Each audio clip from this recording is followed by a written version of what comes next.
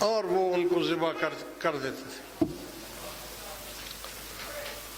اور جو ان میں سے خون نکلتا تھا اس خون کے لیے برتن لگا دیتے تھے۔ آج بھی ہندو پیتے ہیں خون، ہندو جو ہیں وہ خون پیتے ہیں، وہ خون لے لیتے تھے اور تبرک کے طور پر تھوڑا تھوڑا سب کو وہ خون کھلایا جاتا تھا۔ اللہ تبارک و تعالیٰ نے اس کو حرام قرار دے دیا اور فرمایا کہ جس چیز پر غیر اللہ کا نام، یعنی غیر اللہ سے مراد بت جو تھے ان کا نام لے کر اگر ذبح کرو گے تو یہ مردار ہو جائے گا، یہ حلال نہیں رہے گا۔ اب دیکھو انہوں نے فتنہ کیا بنایا، انہوں نے کہا جناب غوث پاک تو غیر اللہ ہے نا، اللہ تو نہیں ہے نا۔ بے شک اللہ نہیں، ہم تو نہیں مانتے اللہ ان کو، تو اللہ کا ولی مانتے ہیں۔ تو پھر آپ اس کے نام پر جو 11ویں کرتے ہیں یہ حرام ہو گئی۔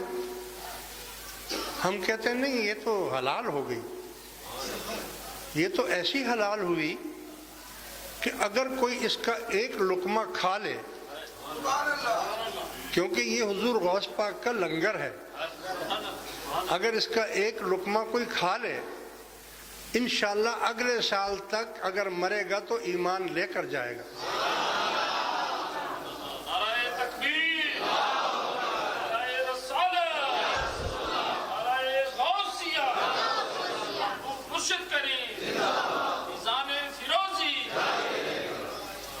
اچھا اب دلیل کیا ہے بھائی؟ وہ بھی کہتے ہیں نا دلیل لاؤ، دلیل لاؤ۔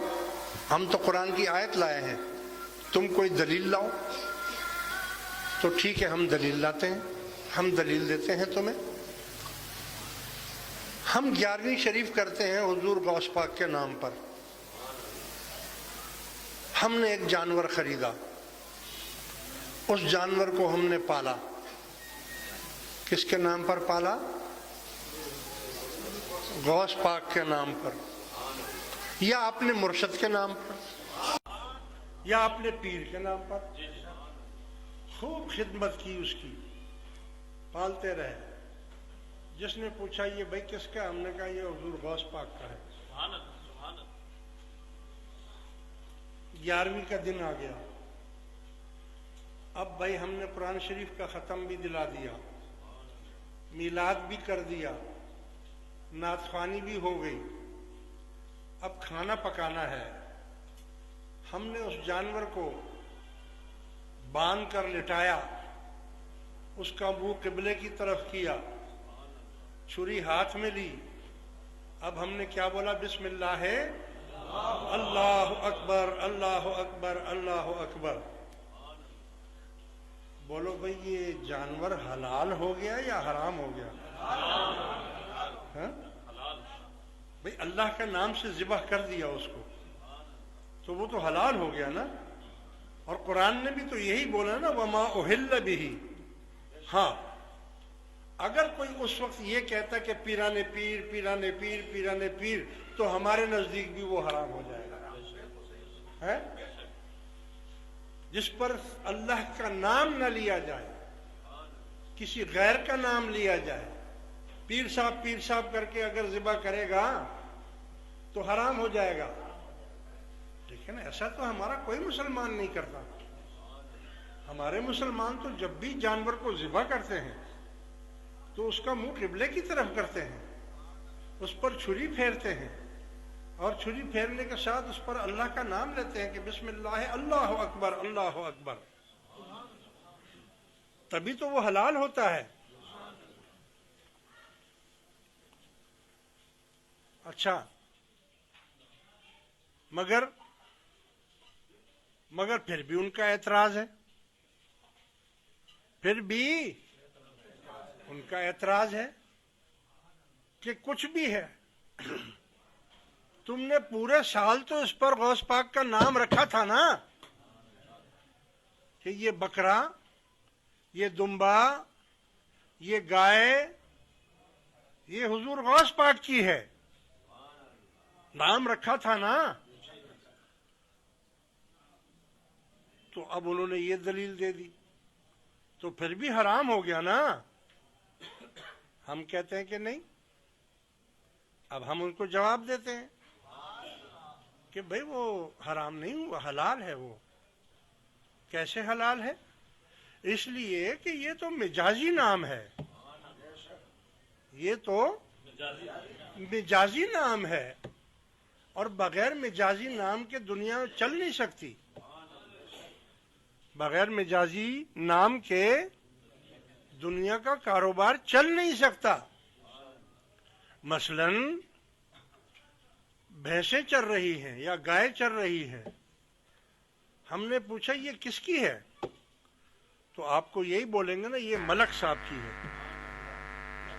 हाँ? मलक साहब की है। अच्छा, ये जो बकरियां हैं ये किसकी हैं? ये मोची साहब की हैं।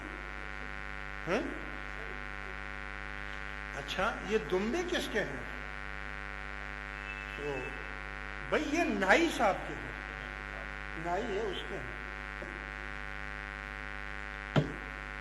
क्योंकि अब ये क्यों नहीं बोलते हो कि ये तो अल्लाह के हैं?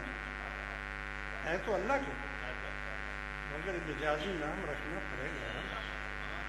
अगर मिजाजी नाम नहीं रखेंगे तो काम नहीं चलेगा। ये गोश्त कहां से लाए हो? किसकी बकरी का गोश्त है? बोला अन्नू कसाई के बकरी का है।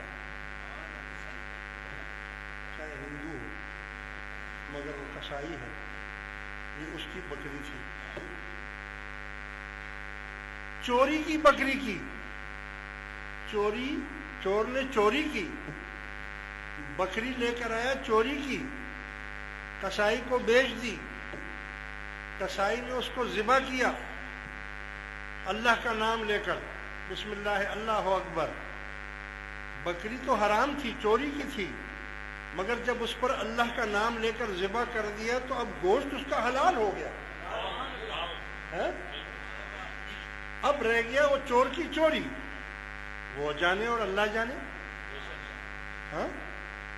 हमारे लिए तो गोश्त हलाल हो गया, इसलिए कि हमने तो उस पर अल्लाह का नाम लेकर ज़िबा कर दी। अगर हिंदू का जानवर था, हर साल कुर्बानी के दिनों में हिंदुस्तान से हजारों जानवर इधर स्मगल होते हैं, गाय भैंस बकरियां, क्योंकि वो लोग तो गाय नहीं खाते ना, गाय का गोश्त वो लोग नहीं खाते हैं ना।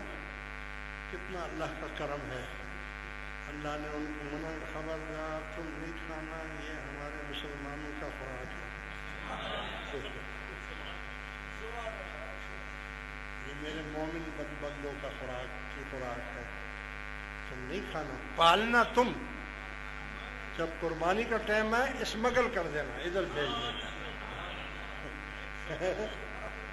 ये खाएंगे। भाई वो जो जानवर आए हैं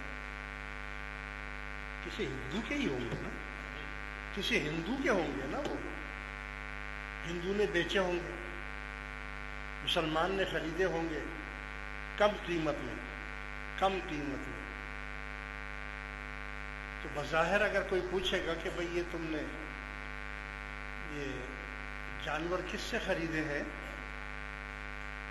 तो वही यही कहेगा ना कि रामचंद्र से खरीदे हैं, रामचंद्र से खरीदे हैं। तो रामचंद्र का नाम जब इसके ऊपर आ गया तो ये तो गैरुल्लाह है, तो फिर तो ये भी हराम हो गया। ये कैसी तुम्हारी दलील है?